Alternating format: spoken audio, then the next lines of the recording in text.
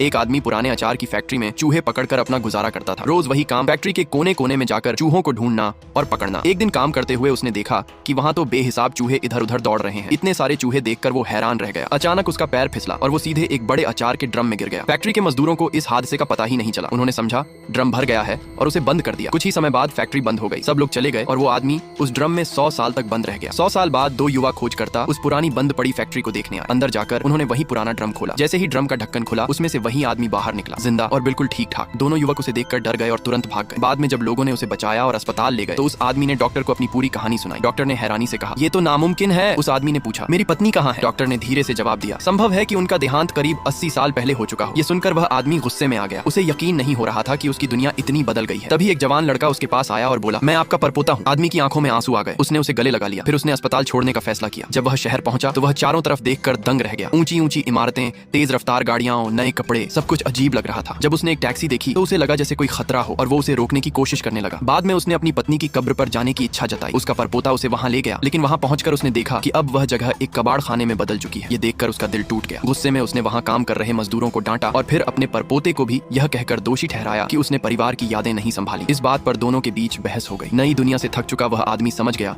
कि यह जगह अब उसकी नहीं रही। उसने वापस उस जगह लौटने का फैसला किया जहां वो अपने आप को सही मायनों में जिंदा महसूस करता था। अगले दिन वह सुपरमार्केट गया और ढेर सारी अचार की बोतलें खरीद ली। वह तैयार था फिर से उसी पुराने ड्रम में लौट जाने के लिए, जहां सब कुछ वैसा ही था।